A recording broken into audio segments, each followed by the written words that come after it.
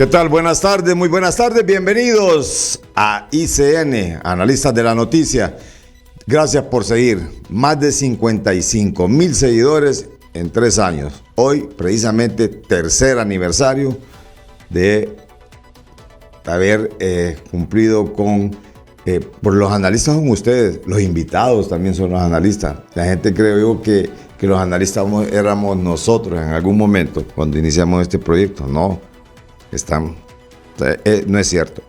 Más de 55,000 seguidores ya. Gracias totales. Gracias totales. Y síganos ahí. Vamos a seguirles cumpliendo. Vamos a tratar de ir mejorando. Las críticas siempre envíenlas, no hay problema. Y desahóguense ahí se desahogan, pero sean un poco ponderados, no sean groseros, o sea, no escriban malas palabras tampoco. Que eso no construye. Al contrario, pues. Porque hay seguidores buenos y seguidores buenos también. Y siguen los seguidores. Pero oye, esta tarde nos ha costado, no es fácil traer a un hombre tan ocupado acá, pero también que ha sido uno de los forjadores de este programa, que lo hemos tenido desde los inicios. Me refiero al doctor Raúl Pineda Alvarado, esta tarde compartiendo en casa micrófonos y pantalla de Analista de la Noticia a través de ICN, Una Nueva Conciencia. Doctor, buenas tardes.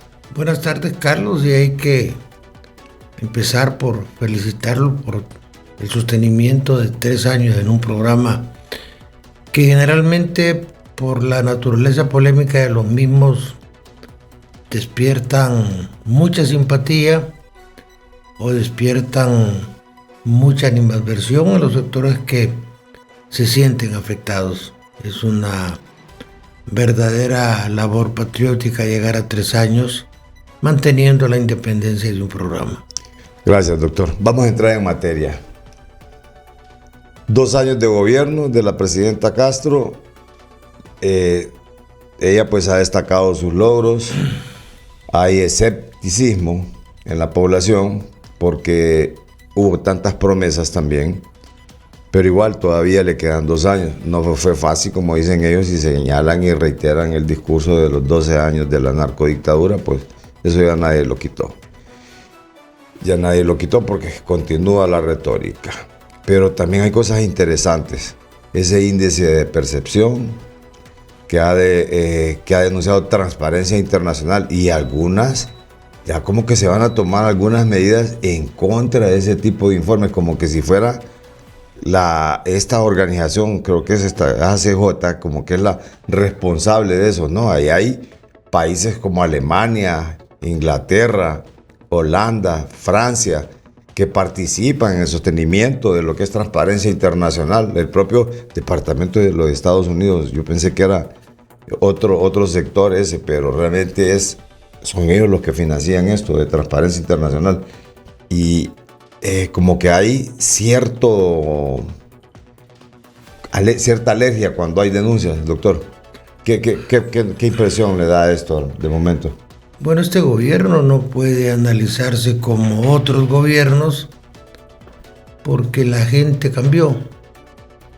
Hoy la gente está más informada, está más preocupada, y el análisis de transparencia, sin ser una verdad revelada como las verdades de la Biblia o del Corán, es un referente de un problema real. Aquí nadie le va a sostener la tesis de que la corrupción ha disminuido drásticamente, aunque también hay que reconocer que no es responsabilidad del gobierno.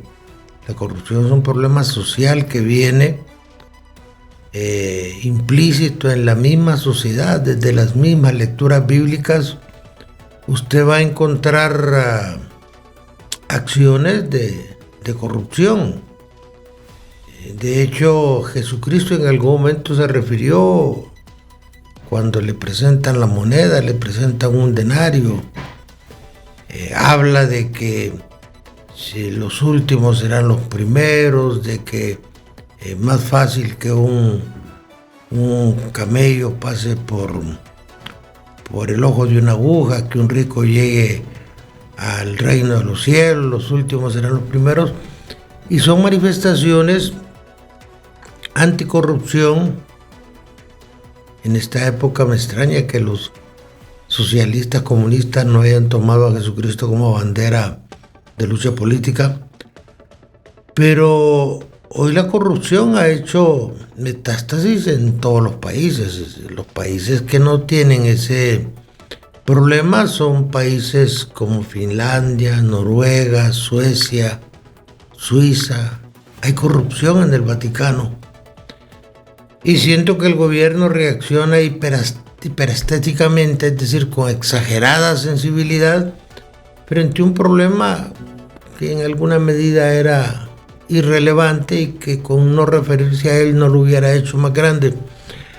Pero es parte de los errores que se cometen en un gobierno donde hay gente que toma decisiones y que no tiene ni la madurez ni la capacidad para hacerlo. Le decía que el pueblo está más informado, que el pueblo ha cambiado, que el pueblo se está empoderando más de su ciudadanía y que ya aquella retórica populista, demagógica del siglo pasado no está generando ninguna labor persuasiva en el electorado. De hecho, el hacer concentraciones ya es una actividad desde el punto de vista de la mercadología política arqueológica. Es decir, el Partido Nacional hizo las concentraciones más grandes que se han hecho en la historia de Honduras y perdió las elecciones. Al fin y al cabo, la gente vota por quien le gusta. Y hay que reconocer que hasta este momento en este gobierno no han habido escandalosos actos de corrupción. Aunque también sería ingenuo decir que no hay corrupción. Lo que sucede es que no se ha visibilizado, pero surgir con lo del seguro, el tema de los hospitales móviles, eso no se ha dado en este gobierno y hay que reconocerlo en aras de la objetividad. Sí. ¿Qué significa, doctor, estos 2 años de gobierno? ¿Cree que estos índices de percepción pudiesen atrasar la llegada de una CICIG a nuestro país? Ha dicho la designada presidencial Doris Gutiérrez que solo se ha trabajado en un 25% hasta el momento. O sea, son 2 años y se ha manejado un 25%. Mire, en el 2010 hasta el 2012, el país tenía una deuda de 3.500 millones. Actualmente tenemos casi 20.000 millones de dólares de deuda.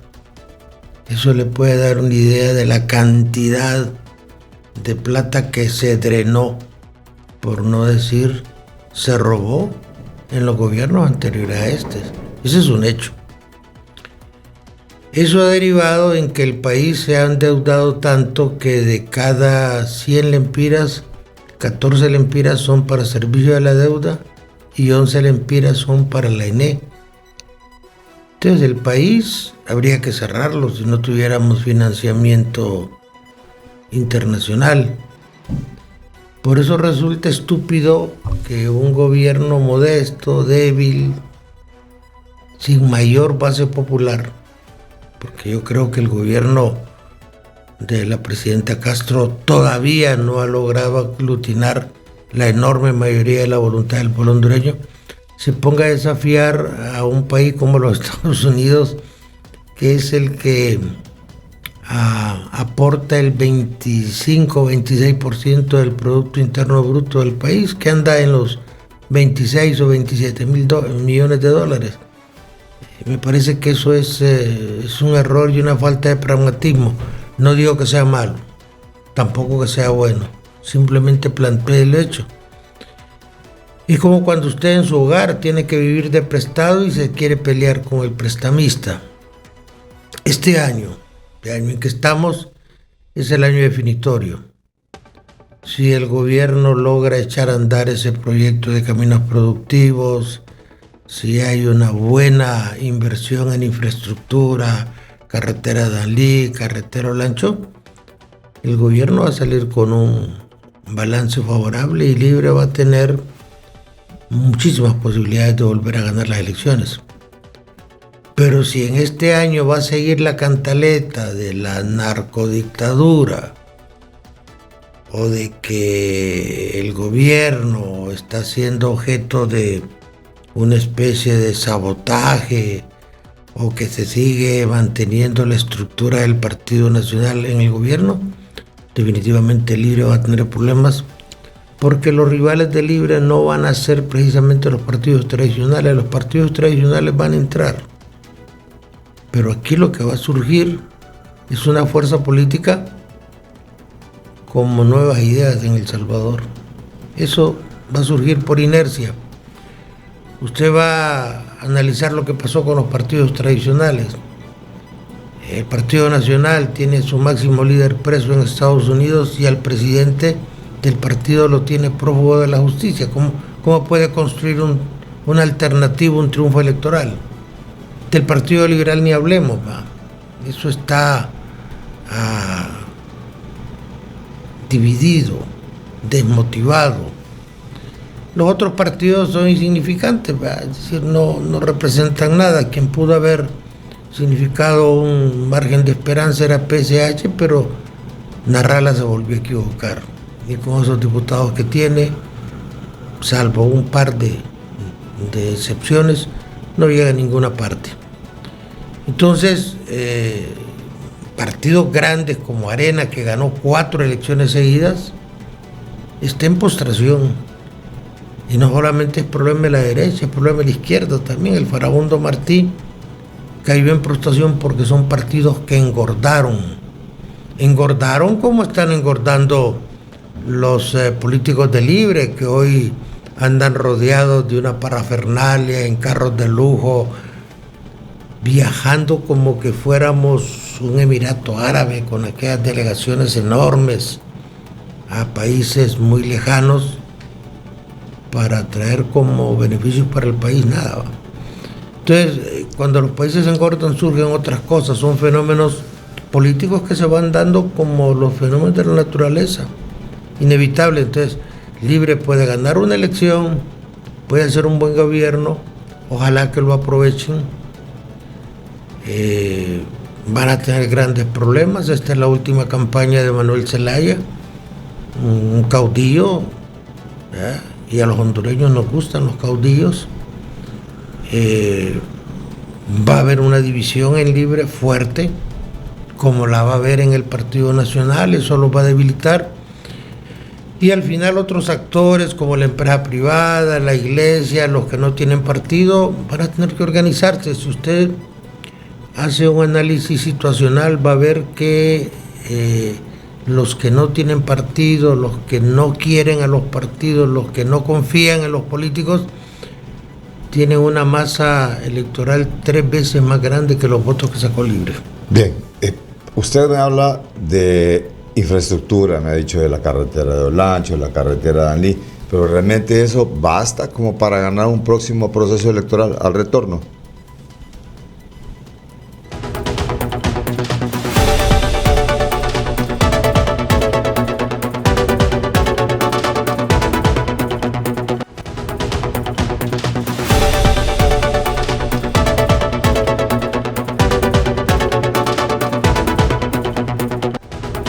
Bien, gracias a todos por este tercer aniversario. Y en casa tenemos fiesta y tenemos también al doctor Raúl Pineda Alvarado. Hablábamos de algunas obras de infraestructura del actual gobierno, pero no solo en infraestructura tiene que centrarse, doctor, porque la gente lo que necesita es el circulante, la gente lo que necesita es ver cuánto anda para poder comprar. Bueno, 2 aspectos importantes. Primero, no es que el Libre va a ganar, es que la oposición va a perder. Es diferente. Si la oposición no estructura una fuerza política unitaria, si van a seguir como están ahorita, que la reserva moral del país, que eran los del PSH, se fueron a entregar por un par de vehículos Prado, rentadas y por un aumento de sueldo, pues sencillamente ya no hay esperanza. Si el Partido Nacional y el Partido Liberal van a estar esperando las sobras, las migajas que se caen de la mesa donde está comiendo Libre, no hay ninguna esperanza. Entonces, no es que Libre va a ganar, es que Libre lo va a hacer que pierda, a menos que surja ese fenómeno de que le hablo, un empoderamiento de la ciudadanía, porque el problema es que aquí tenemos habitantes, pero tenemos muy pocos ciudadanos, ¿va? Cuando usted ve programas como este, en la mañana hay 12 foros. Los políticos creen que yendo a los foros van a cambiar la realidad. Porque van a conseguir seguidores. Sí, y se les olvida que esto es un trabajo de persuasión, de organización, de movimiento. Una vez Rafael Leonardo Calleja llegó a hablar con Suazo Córdoba y le dijo: mire, doctor, ¿cómo cree usted que yo pueda ser presidente? Y Suazo Córdoba le dijo: muévase.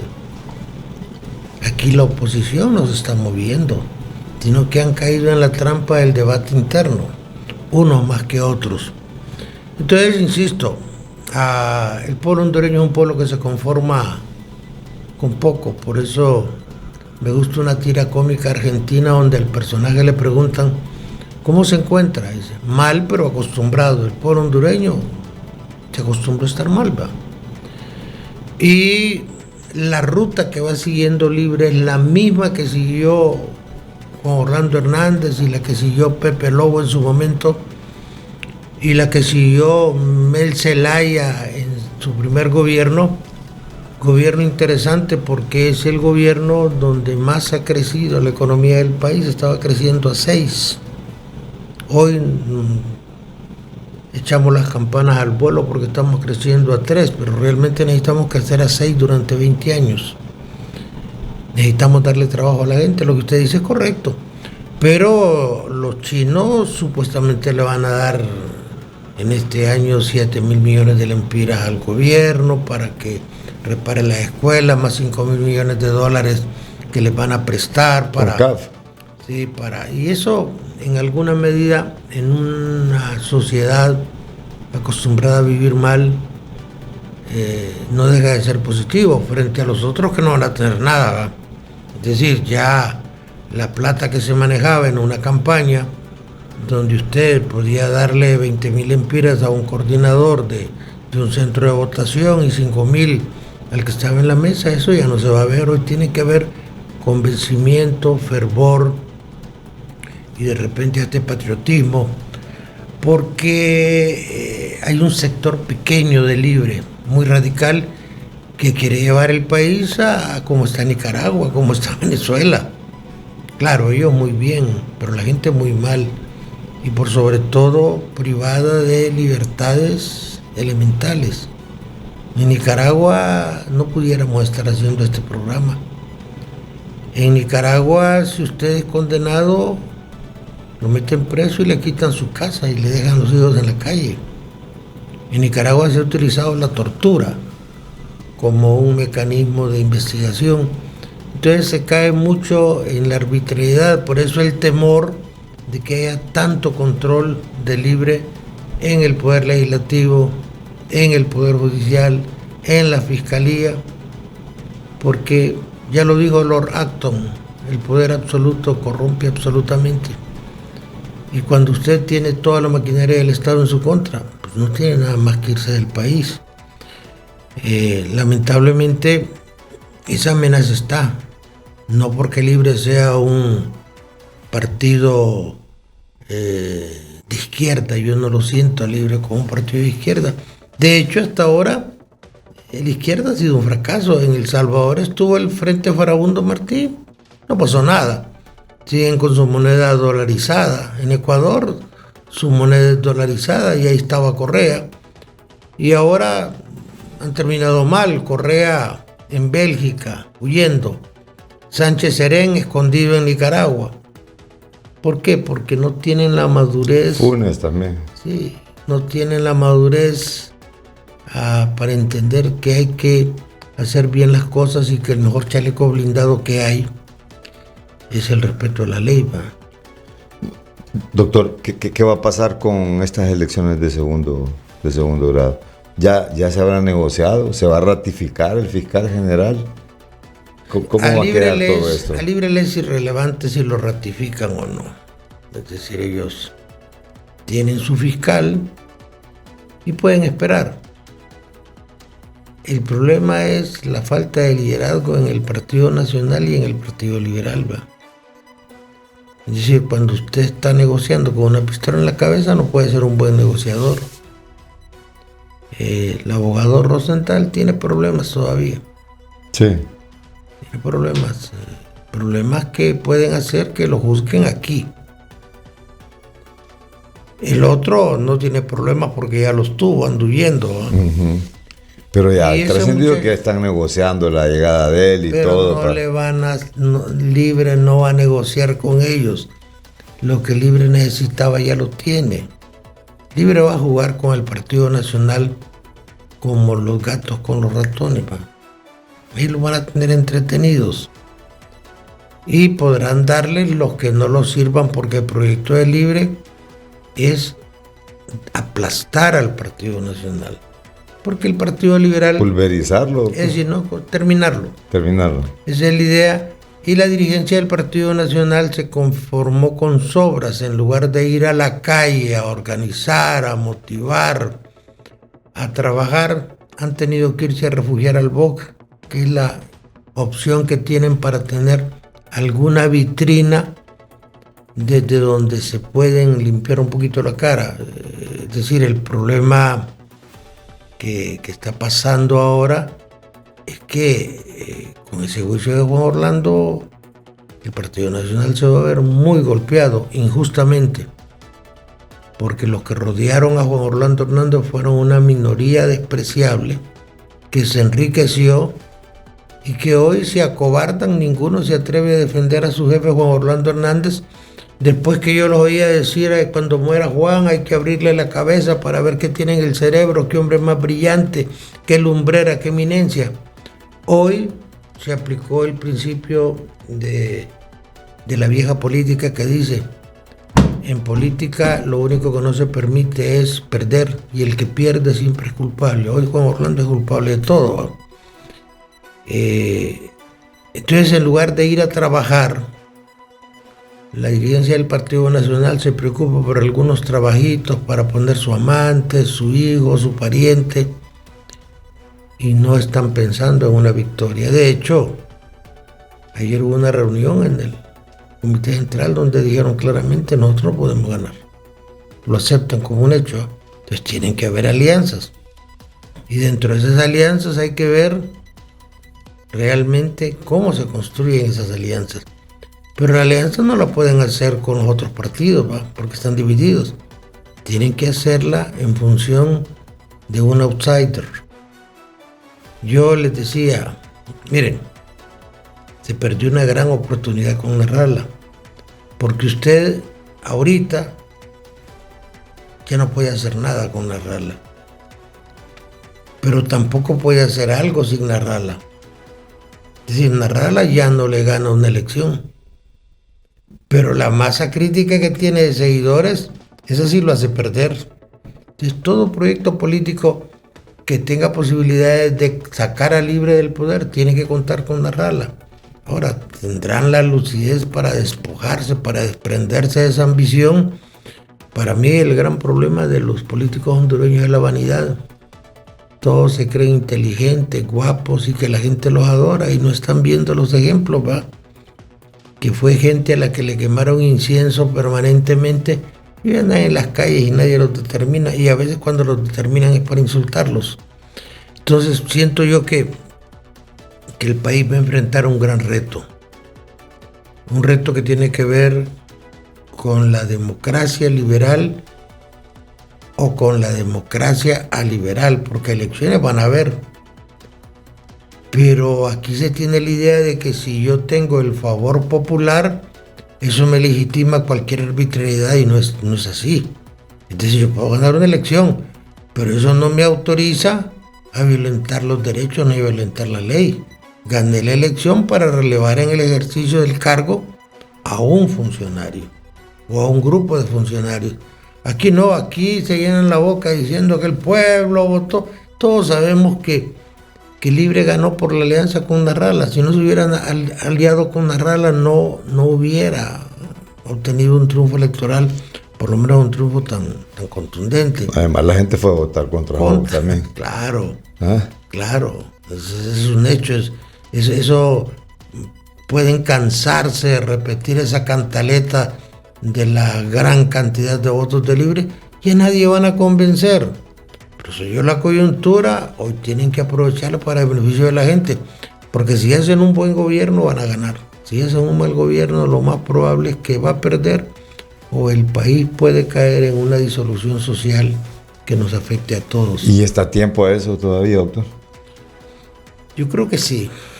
Yo veo que muchos sectores, la iglesia, la empresa privada, que en Honduras es una empresa privada muy tímida, muy timorata, la juventud está preocupada por lo que está pasando en el país.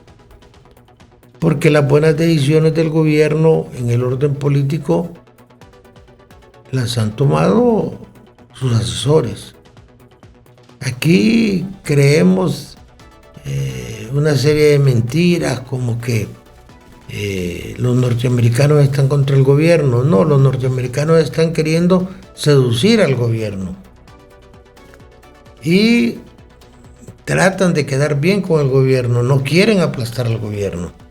¿Por qué? Porque hay problemas serios. Uno de los problemas es el ferrocarril, ¿va? Es decir, ya 14,000 barcos no pueden pasar por el canal de Panamá, que se está quedando cada día con menos agua. Pero Honduras es el único país que tiene Puerto Cortés y que tiene Necán. Usted sigue la línea costera de Centroamérica, no va a haber ningún país que tenga un puerto como Cortés.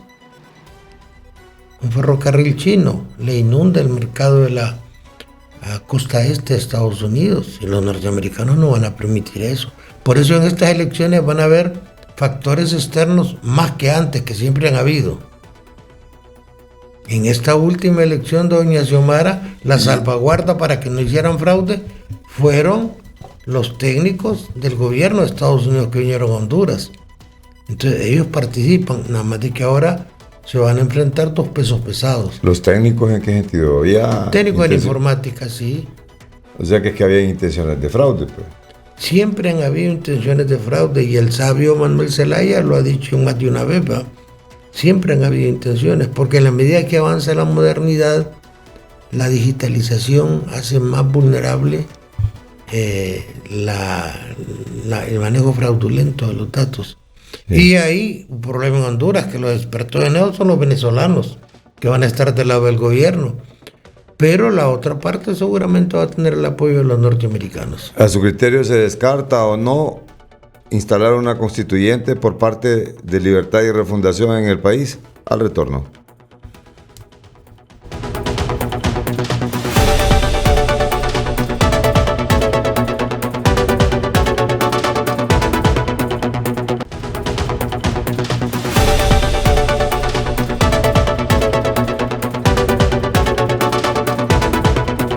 Pues sí, doctor.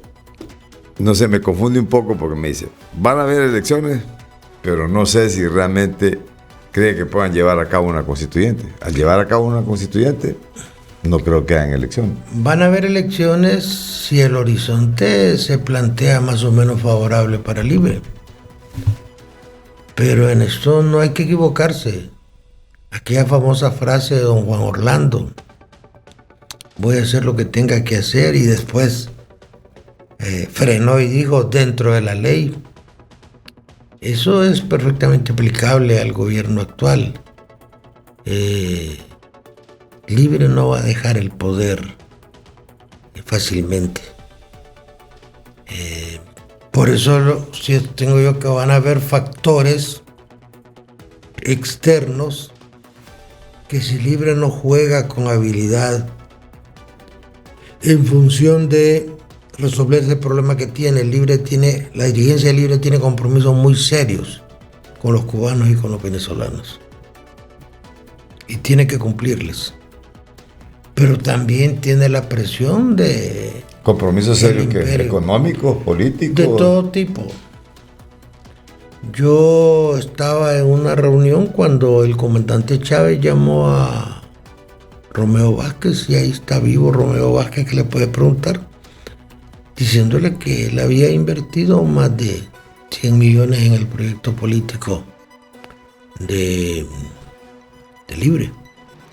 Es decir, pero el problema no es de naturaleza económica, el problema es de naturaleza política. Es decir, esos países que le dieron acogida en la Embajada de Brasil, Nicolás Maduro era el chofer que tenía a Manuel Zelaya cuando estaba en Nicaragua, esa gente no va a permitir que el gobierno caiga en los brazos del gobierno de Estados Unidos, ¿va? Los norteamericanos tampoco van a dejar que en su patio trasero vengan los iraníes a montarles una embajada. Entonces hay ambiente de hostilidad. Si Libre tiene que hacer una constituyente, lo va a hacer si ellos lo han dicho. Zelaya ha dicho muchas veces que necesita una constituyente. Recientemente dijo que Honduras no mandaba. El problema de la izquierda es que la izquierda manda cuando llega por la vía de las armas al poder. Ahí sí mandan. Cuando llegan por la vía de las elecciones solo tienen el gobierno. Nosotros no sentimos todavía que Libre mande, que tenga poder, sino que está en una etapa de acomodo, de consolidación, porque el proyecto de Libre es en dos etapas. Esta es la etapa organizativa, la etapa ejecutiva e ideológica es en el segundo gobierno. Ahí sí van a haber problemas. Pero el panorama es tan complejo que los norteamericanos no van a quedar de brazos cruzados. Como no se va a quedar de brazos cruzados Venezuela, Cuba, Irán, Nicaragua, todos esos van a tener su entonces, por eso usted ve un panorama que obliga a los hondureños en aras de nuestro país a buscar un acuerdo que nos favorezca a todos, ¿va? Es decir, un acuerdo que por sobre todo preserve la convivencia pacífica, sin más que iba a haber violencia. Yo siento que la dirigencia de Libre tiene problemas. O sea, no ve claro realmente en Libre el candidato. Digamos, hay un lanzamiento oficial. No crea usted que, por ejemplo, porque expulsaron a Jorge Cáliz y su grupo se va a quedar de brazos cruzados. Están jóvenes, van a pelear. No crea que don Nelson Ávila se va a hacer a un lado, ¿eh?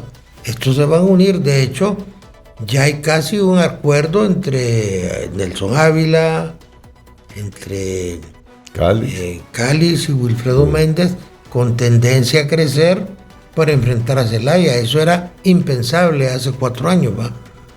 Entonces Libre va a entrar en una crisis interna porque lamentablemente su candidata, aunque es una muy buena profesional, no conmueve, no enfervoriza, no entusiasma. La base de Libre no está muy conforme porque la ven como una candidata oficialista, como una candidata impuesta. Y eso le puede pasar factura a Libre. Y por otro lado, la oposición, escuchaba, ayer precisamente estábamos posteando un Twitter aquí señalando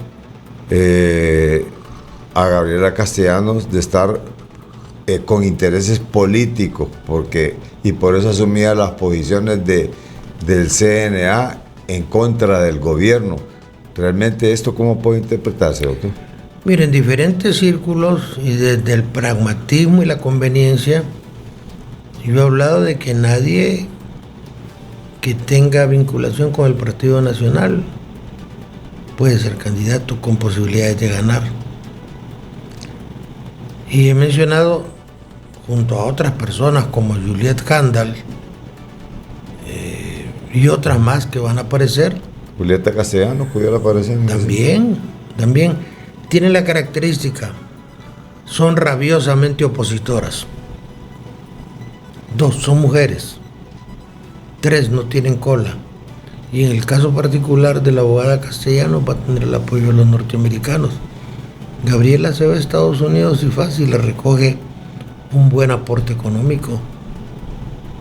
Entonces, la política no es de me gusta o no me gusta, sino me conviene o no me conviene.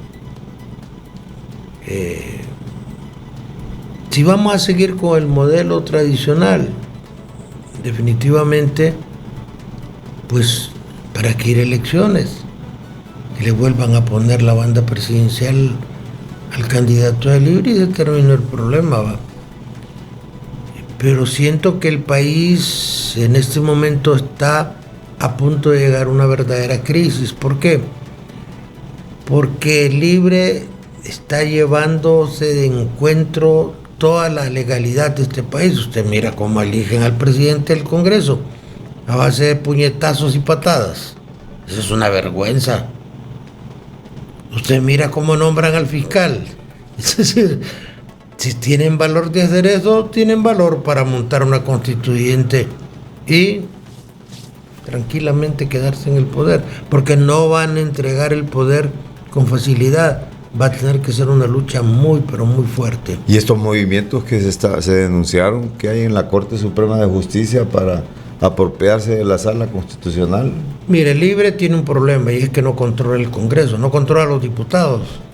Si no controla a los diputados le pueden dar una sorpresa a cualquier momento. Entonces lo que no pueden arreglar en el Congreso lo van a arreglar en la sala constitucional, como se ha hecho en otros países a través de un proceso que se llama judicialización de la política. Así lo hizo Evo Morales, así lo hizo el actual presidente de El Salvador. Se está yendo a los tribunales constitucionales. Guatemala es un ejemplo reciente. Juan Orlando. Juan Orlando, que es pionero en ese campo, de estirar la ley hasta romperla. Y es una barbaridad porque todo parte de la legitimidad democrática. Yo creo que 5 magistrados que no son electos no tienen la legitimidad democrática como para decir procede la reelección, procede la constituyente, el gobierno debe continuar. No tienen esa legitimidad democrática que podrían tener, por ejemplo, los diputados. Los diputados, si son electos, tienen legitimidad democrática. Pero en Honduras se acostumbró a hacer las cosas y después decir, ¿y qué? Lo hacemos. El problema de Libre es 70 y pico de diputados que no van a bailar con la música que ellos toquen, porque tienen sus propios intereses. Entonces dicen, bueno, nos vamos a la sala constitucional con la presidencia o sin la presidencia. La diferencia es un voto. Ellos lo pueden controlar. Entonces, usted tiene que analizar que hay todo un abanico, todo un espectro de posibilidades que pueden pasar, ninguna de ellas buena. Doctor, ¿y esto de la política exterior del actual gobierno, cómo lo ve? El hecho de que venga también la embajadora a decir, bueno, felicitamos porque ya se reanudaron las sesiones en el Congreso y esperamos que con 86 votos se elija el fiscal general. Yo creo que una de las grandes debilidades de este gobierno ha sido precisamente la política exterior. Usted no puede llamar a la embajadora o a la representante de Estados Unidos como puede llamar al embajador de Burkina Faso o al embajador de Haití, aunque teóricamente sean lo mismo.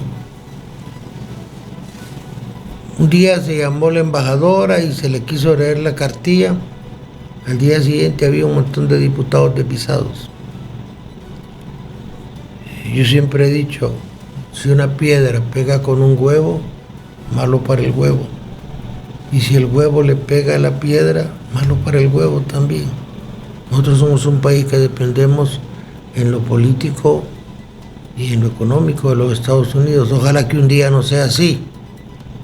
Es un anhelo de todo patriota hondureño, no depender tanto de los norteamericanos, que tampoco son niños de doctrina ni arcángeles que regalan bienes a los países pobres, pero son menos malos que los chinos. Mire lo que hicieron los chinos en África. Prestaron dinero, no les pagaron, se quedaron con los puertos africanos en administración. Eso puede pasar acá, ¿verdad?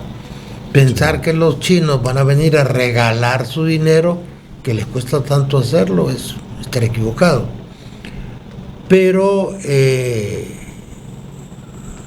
falta algo, falta clase, falta diplomacia en el manejo de las relaciones exteriores de Honduras, un país que tiene futuro. Miren, ciertamente nosotros no tenemos ni litio, ni oro, ni petróleo, pero tenemos un potencial enorme en materia turística. Y una ubicación geográfica. Claro.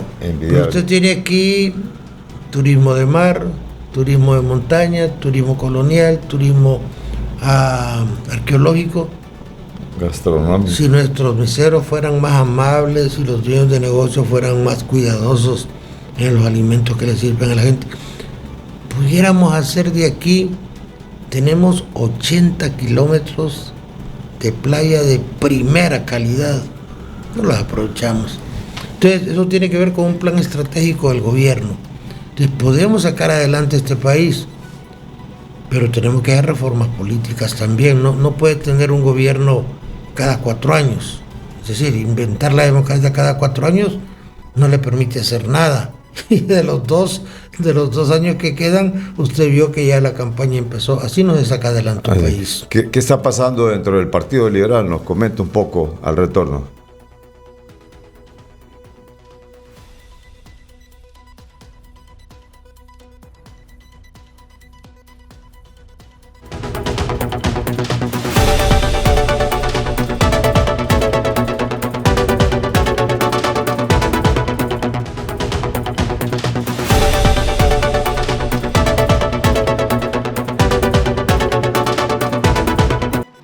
Bien, continuamos este ameno diálogo con el doctor Raúl Pineda Alvarado en este tercer aniversario de Analistas de la Noticia. Doctor, ¿qué está ocurriendo dentro del Partido Liberal? Se dijo que habían hecho negociaciones dentro y que consiguieron, pues.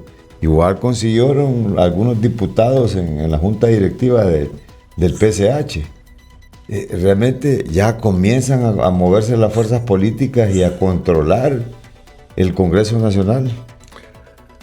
Mire, hay un amplio sector de diputados que se envilecieron, que se depravaron.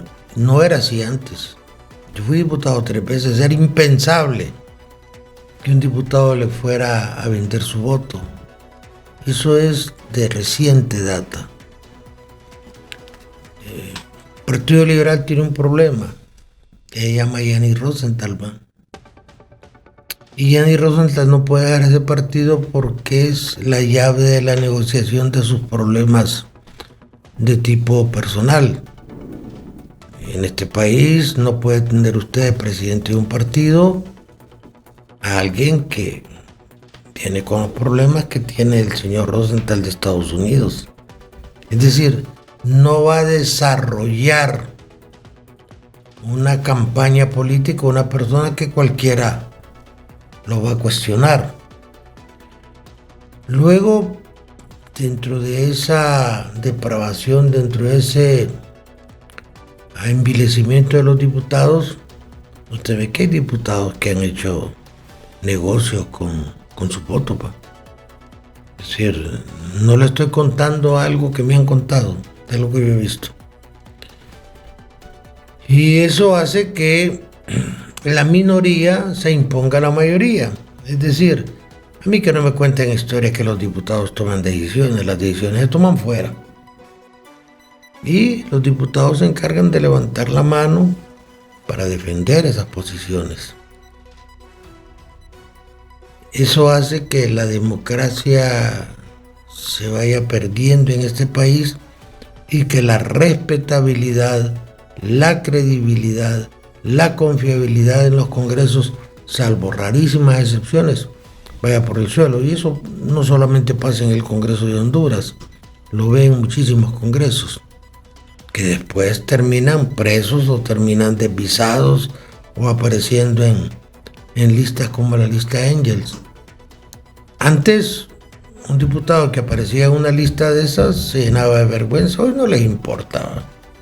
Es decir, han desarrollado una armadura que una coraza que le repala lo que pase, porque como todos estamos así, ¿verdad?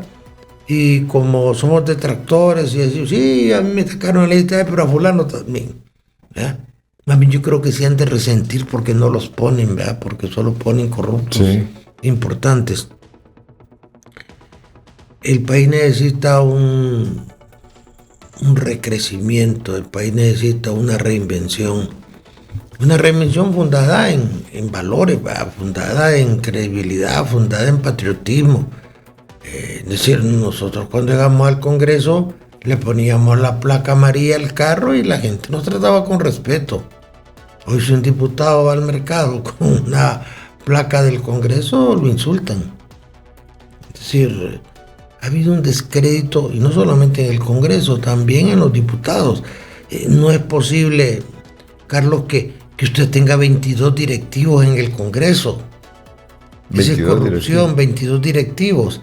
Mientras a Guatemala solo tiene 9, mientras Panamá solo tiene 5. Y no es que allá sean la Virgen María Santísima, ¿va?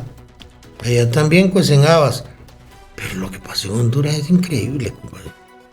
Es decir, ¿por qué? Porque de esos 22, por lo menos 15 son,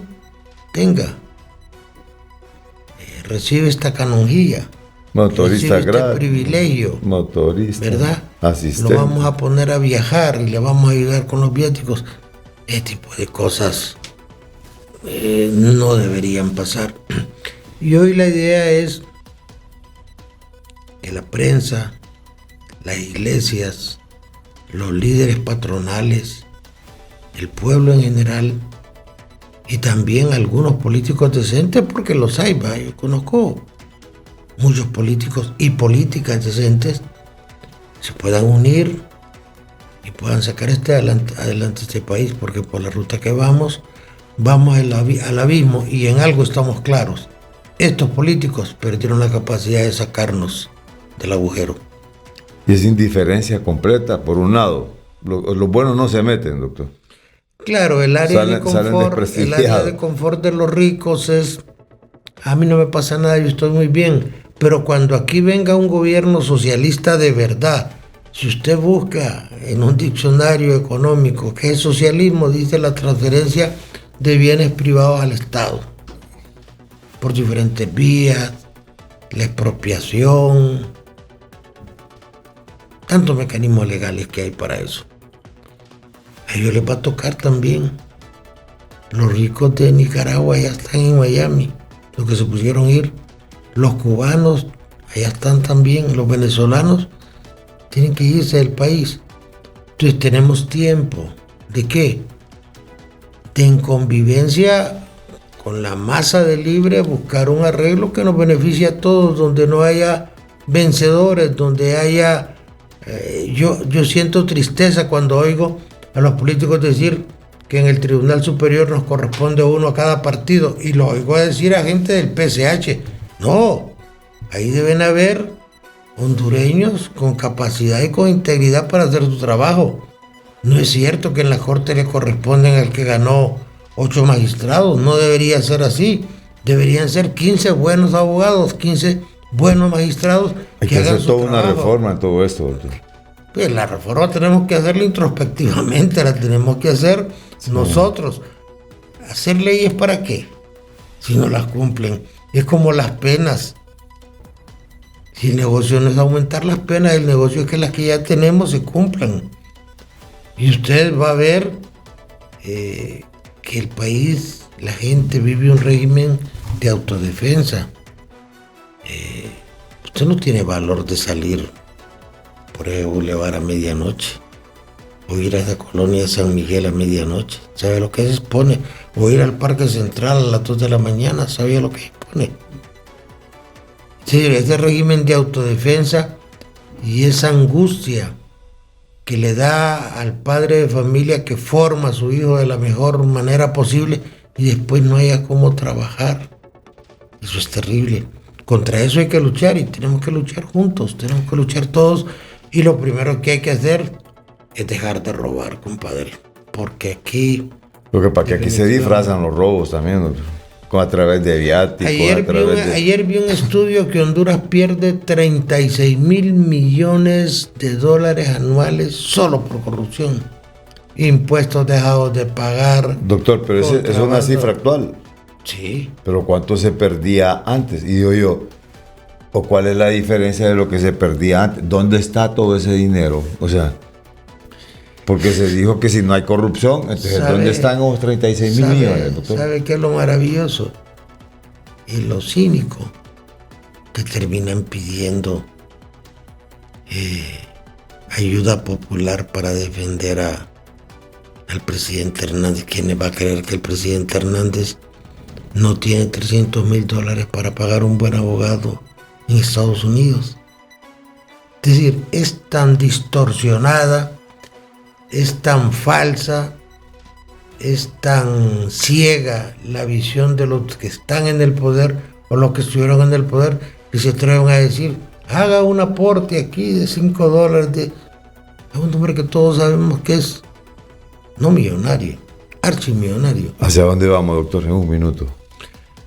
Pues si no hay un cambio, vamos al abismo. Pero tiene que haber un cambio por nuestro propio provecho y tiene que haber un entendimiento. Si aquí los partidos tienen que ponerse de acuerdo y decir, vamos a hacer esto y estas ramas del gobierno no las vamos a tocar porque son sectores estratégicos, técnicos, la cosa puede mejorar y por sobre todo que participe la gente buena. La gente buena no quiere participar. Sale desprestigiada, doctor. Claro, pero es un riesgo que hay que comer. Ese es un riesgo que hay que aguantar. Ese es un riesgo que hay que asumir si queremos disfrutar lo poquito que tenemos. Si no, lo que va a haber, insisto, un régimen de autodefensa muy parecido al que tenía el hombre de las cavernas. Bien, gracias, doctor, por compartir aquí con nuestros seguidores y ser uno de los analistas también importantes durante estos 3 años. Muchas gracias, doctor. Hasta aquí, Analistas de la Noticia. Buenas tardes.